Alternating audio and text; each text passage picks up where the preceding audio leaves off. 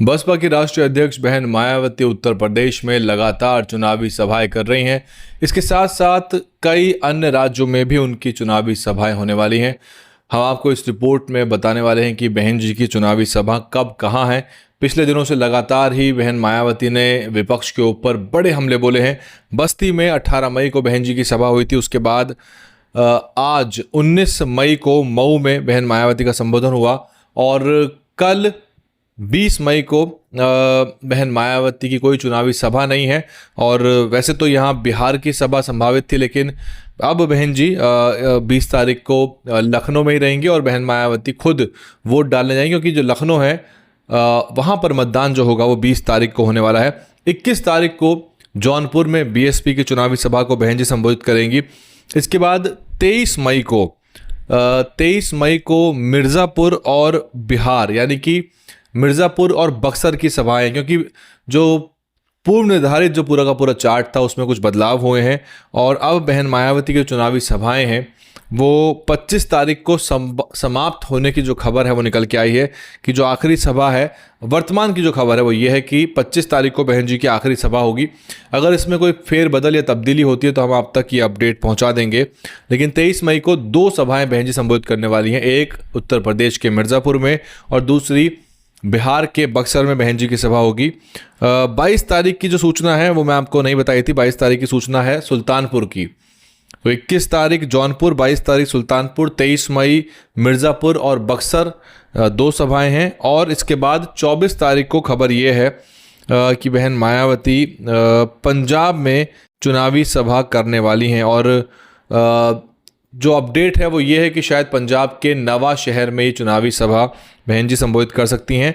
और इसके बाद 24 तारीख के बाद 25 मई को बहन जी की आखिरी चुनावी जनसभा जो है वो गोरखपुर में होगी। तो ये है बहन मायावती की आगामी लगभग 1 हफ्ते की चुनावी सभाओं का ब्यौरा। और खबर यह है कि 25 के बाद की जो सभाएं प्रस्तावित थी वो फिलहाल नहीं होंगी और 25 तारीख को ही चुनावी सभाओं का समापन होगा। यदि इसमें कोई फेरबदल होता है या इसमें कुछ एडिशन होता है, यानी कि किसी नए राज्य में चुनावी सभा होती है, तो वो अपडेट हम आपको DNN हिंदी पर दे देंगे। लेकिन उत्तर प्रदेश का चुनाव जो है उसमें बहुत सारी इस समय विचारणीय चीज़ें निकल के आई हैं। एक तो ये कि आरक्षण को लेके बड़ा एक तरह से बवाल हो गया है और नूरा कुश्ती और खींचतान चल रही है बीजेपी और कांग्रेस के बीच में। कांग्रेस पार्टी अपने आप को आरक्षण का बहुत बड़ा हितैषी बता रही है, वहीं बीजेपी जो है आरक्षण को लेकर कह रही है कि आरक्षण जो है उसको कुछ नहीं होगा। और दोनों ही पार्टियां एक दूसरे के ऊपर छीटाकशी और आरोप लगा रही है, जबकि दोनों का ही जो ट्रैक रिकॉर्ड है आरक्षण को लेकर बहुत अच्छा नहीं है।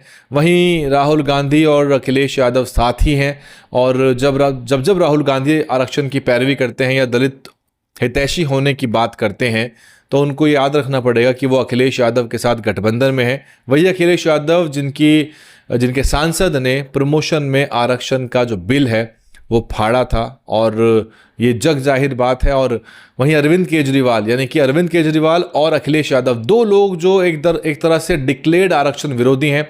इधर केजरीवाल साहब की सरकार में दिल्ली में बड़े पैमाने पर कॉन्ट्रैक्ट की भर्तियां, आउटसोर्सिंग की भर्तियां, फेलोज़ की भर्तियां, कंसल्टेंट की भर्तियां, जिसमें आरक्षण को पूरी तरह से धता बताया गया, आरक्षण के प्रावधानों का चौतरफा उल्लंघन किया गया। आज यही पार्टियां, यही नेता जो हैं अपने आप को दलितों का हितैषी बता रहे हैं।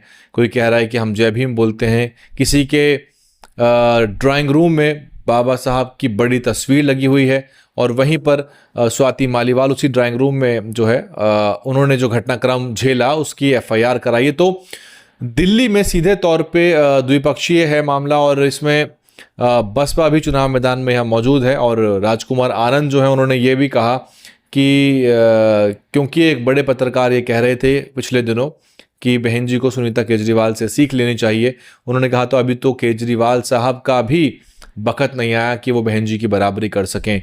बहरहाल जो आगामी लोकसभा के चुनाव हैं उसमें बहुत सारी महत्वपूर्ण सीटें हैं। वहाँ पर BSP का क्या प्रदर्शन चल रहा है, ग्राउंड पे क्या कुछ चल रहा है, कौन सी सीटें आपको लग रहा है मजबूत हैं। आप किस लोकसभा क्षेत्र से इस रिपोर्ट को देख रहे हैं, आप बताइए कि आपके प्रत्याशी कैसा कर रहे हैं, किसी भी पार्टी के प्रत्याशी के बारे में आपकी क्या टिप्पणी है। ये सब हमें कमेंट करके अपडेट दीजिए। और 4 जून को जब परिणाम आएगा तब बहुत सारी चीज़ों की गहन विवेचना होगी।